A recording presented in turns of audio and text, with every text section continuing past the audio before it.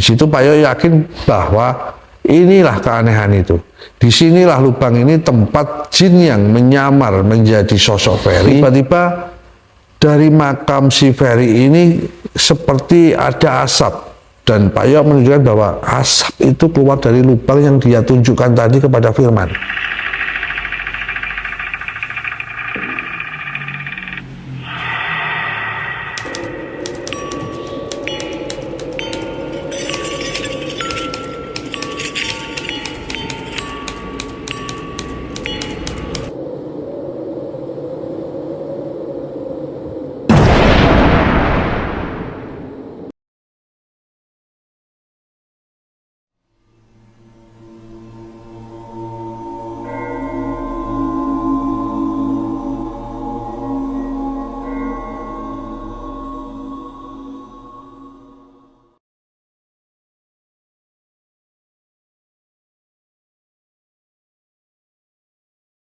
Assalamualaikum warahmatullahi wabarakatuh. Selamat malam Sobat Ruang Malam. Malam ini saya akan menceritakan kisah selanjutnya dari episode yang kemarin yang berjudul Jaran Panoleh. Dan saya inginkan bagi Sobat Ruang Malam yang belum mendengarkan cerita dari episode yang pertama untuk melihat dulu, mendengarkan dulu episode yang pertama agar bisa menerima atau mendapat hikmah dari cerita kami sampai dari awal sampai selesai. Kali ini saya akan melanjutkan ceritanya. Pada waktu itu si Firman ini telah berobat kepada temannya dan teman yang mengobati si Firman itu akhirnya muntah darah. Pada saat muntah darah itu akhirnya teman si Firman ini tidak berani melanjutkan pengobatan kepada si Firman yang intinya dia ini menyerah.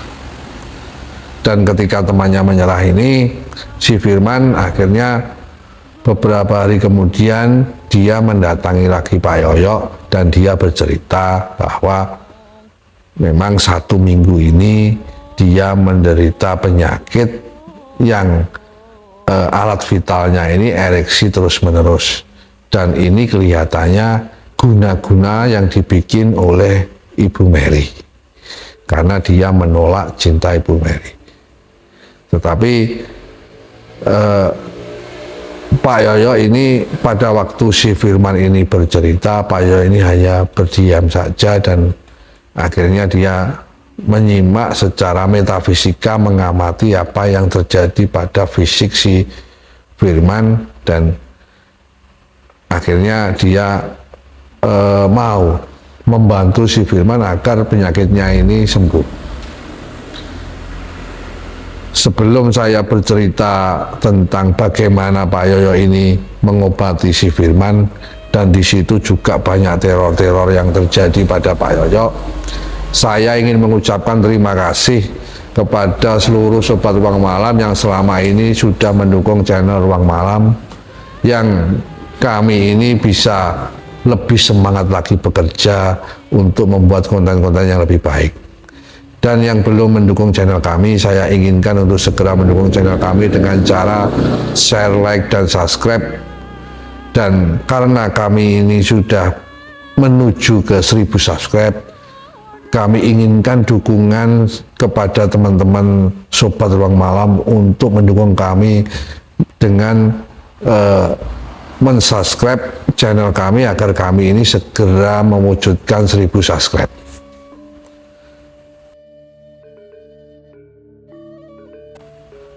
Kami kembali ke inti cerita. Akhirnya Pak Yoyo ini berusaha untuk mengobati secara metafisik kepada si Firman. Pada saat Pak Yoyo ini berdiam diri untuk meditasi dan berkonsentrasi, ketika mendekati titik konsentrasinya, Pak Yoyo ini seperti masuk ke dalam atau ditarik ke dalam dimensi yang tidak kasat mata, dan di situ Pak Yoyo ini juga berhadapan atau menemui sosok yang menyerupai kuda, tetapi di sini badannya ini kuda tetapi kepalanya ini manusia. Dan di situ Pak Yoyo tidak menjelaskan bahwa sesosok itu wanita atau perempuan kepala yang menyerupai manusia itu. Tapi Pak Yoyo menceritakan bahwa pada saat dia masuk ke dalam dimensi itu, dia melihat bahwa sosok kuda ini seakan-akan ini seperti marah sekali. Dan tiba-tiba kuda ini mendekati dengan cepat Pak Yoyo, dan pada waktu itu Pak Yoyo belum sempat berpikir, tiba-tiba kuda ini sudah menggigit ubun-ubun dari Pak Yoyo yang membuat Pak Yoyo ini sangat pusing sekali sampai hampir pingsan. Tetapi karena Pak Yoyo ini pengendalian dirinya baik, beliau ini juga banyak belajar dari pondok pesantren dulunya, singkat cerita akhirnya Pak Yoyo ini bisa mengendalikan keadaan dan membuat sosok kuda ini akhirnya hilang. Dari situ akhirnya Pak Yoyo tersadar dan dia mengatakan kepada Firman bahwa mudah-mudahan apa yang terjadi pada penyakit Firman ini insya Allah ini bisa sembuh. Dan memang benar, setelah dia berobat ke Pak Yoyo ini, beberapa hari kemudian apa yang dirasakan ke alat vitalnya ini sudah kembali ke normal. Tetapi Firman melanjutkan ceritanya bahwa setelah dia sembuh dari penyakitnya, ada yang dia derita lagi dari teror-teror Ibu Mary. Tetapi ini terjadi pada saudaranya, yang pada waktu itu setelah Firman ini keluar dari perusahaan Ibu Mary, ternyata ada saudara Firman ini yang ingin menggantikan posisi dari si Firman. Dan pada waktu itu si Firman ini tidak berani mengatakan apa-apa yang terjadi pada perusahaannya yang diikutinya, perusahaan yang diikuti si Firman.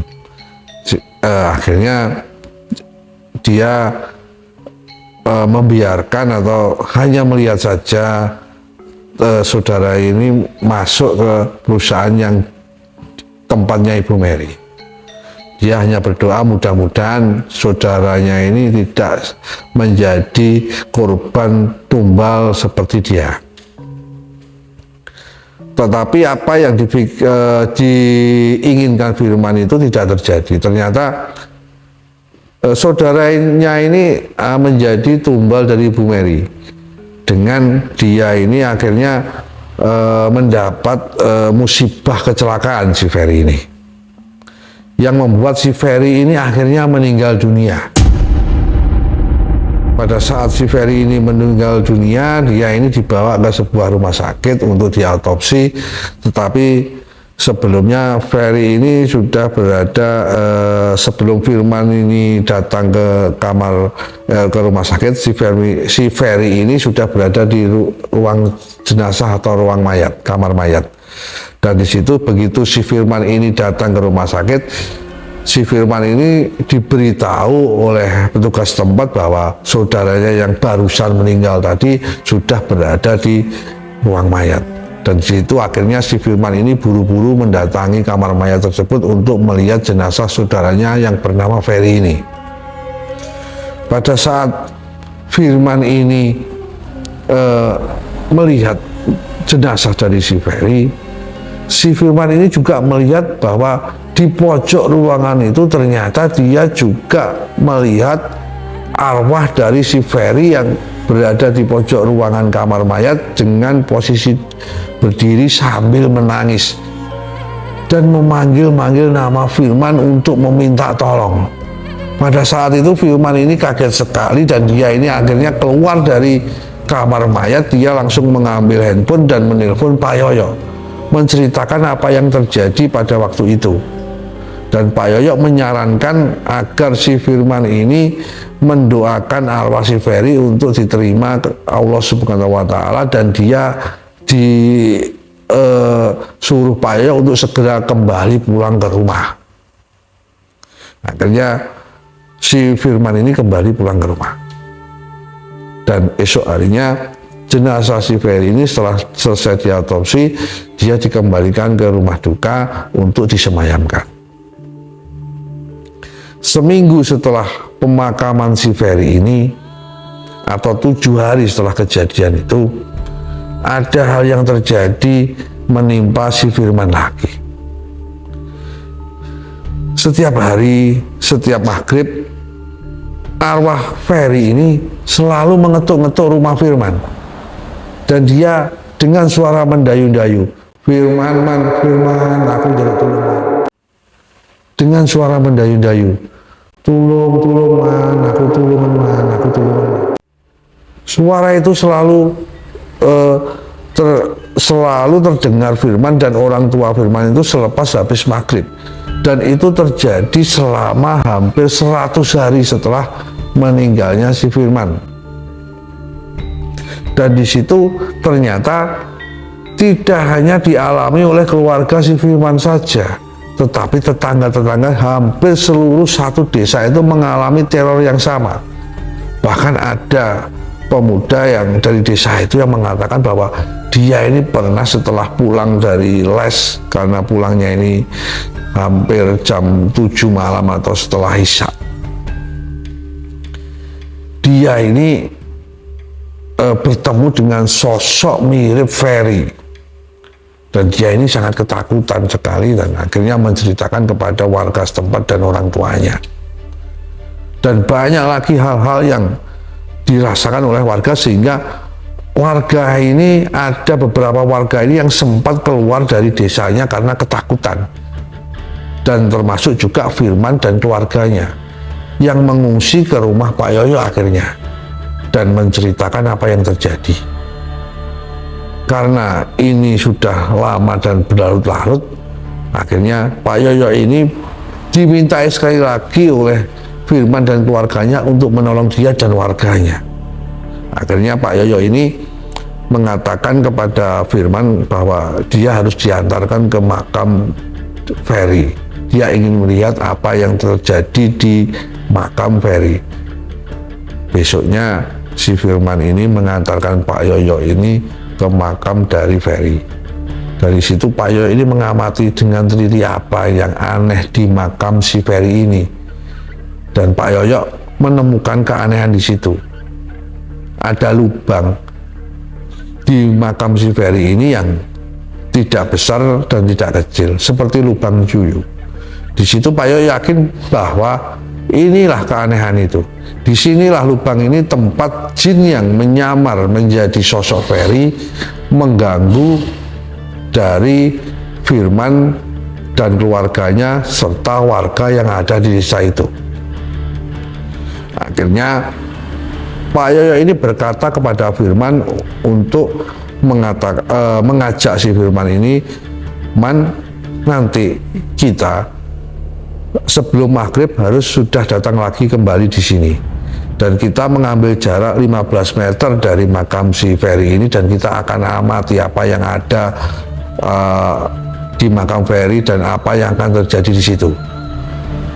Ketika mereka ini sudah sampai dan mengamati pada waktu sebelum maghrib, setelah maghrib ternyata apa yang dikatakan Pak Yoyo ini benar. Tiba-tiba dari makam si Ferry ini seperti ada asap, dan Pak Yoyo menunjukkan bahwa asap itu keluar dari lubang yang dia tunjukkan tadi kepada Firman. Dan tiba-tiba asap itu setelah seluruhnya keluar dari lubang itu menghilang.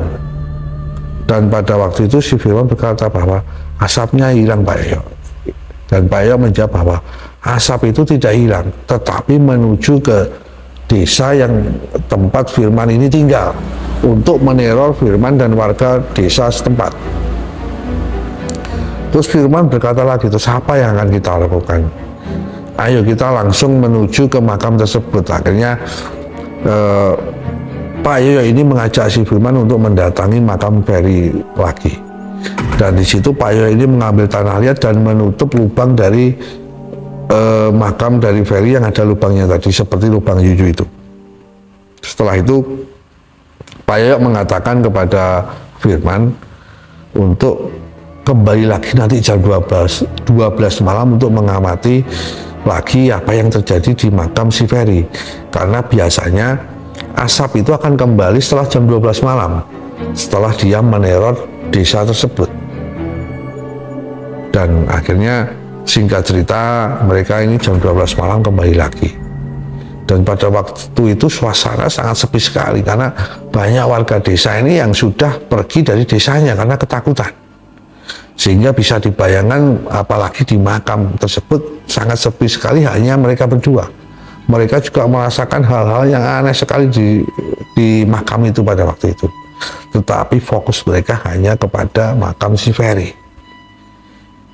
Dan di situ setelah jam 12 malam lebih, sekitar hampir setengah 2 mereka mengamati, mereka ini melihat asap itu datang lagi. Dan asap itu seperti mencari lubang yang berada di makam itu. Karena sudah ditutup oleh Pak Yoyo ini, seakan-akan asap ini kebingungan. Dia berputar-putar memutari makam si Ferry ini, sampai akhirnya azan ini tiba dan asap ini seperti tergeletak lunglai karena terdengar suara azan dan dia tidak bisa bersembunyi atau kembali ke alamnya lewat lubang yang berada di makam si Ferry. Setelah makam asap ini lunglai dan tergeletak seperti tergeletak di atas makam Ferry, Pak Yoyo ini buru-buru berlari untuk mendekati makam si Ferry, dan di situ Pak Yoyo ini melihat ada seperti tulang, tetapi hanya sekitar 10 cm. Dan Pak Yoyo ini segera mengambil tulang itu dan memperlihatkan kepada Ferry. Pak Yoyo mengatakan bahwa asap tadi atau jin tadi yang menyerupai Ferry yang berupa asap ini sudah tidak berdaya dan berubah wujudnya menjadi tulang. Dan akhirnya Pak Yoyo membuang atau melarung tulang itu ke sungai yang berada di dekat desa tersebut. Setelah dilarung, akhirnya alhamdulillah besoknya dan besok-besok lagi ini sudah tidak ada lagi teror-teror lagi yang mendera warga desa tersebut, termasuk Firman dan keluarga. Tetapi Firman mengatakan bahwa setelah itu Ibu Mary ini yang menjadikan saudaranya ini korban tumbalnya ini, dan arwahnya ini diserupai jin dan meneror warga tersebut sampai sekarang, sampai hari ini masih tetap mengadakan tumbal-tumbal setiap tahun, karena Bu Mary ini masih menerima karyawan dan mempekerjakan karyawannya di perusahaan sampai sekarang. Sampai sini akhirnya Firman ini meminta untuk kita semua mendoakan bahwa agar arwah-arwah yang ditumbalkan Ibu Mary ini akhirnya bisa diselamatkan oleh Allah Subhanahu wa Ta'ala dan mereka bisa diterima amal kebaikannya, dan Ibu Ferry ini bisa mendapatkan balasan yang setimpal dari kejahatannya oleh Allah Subhanahu wa Ta'ala, sehingga tidak akan terjadi korban-korban lagi. Dari sini cerita ini saya akhiri. Assalamualaikum warahmatullahi wabarakatuh.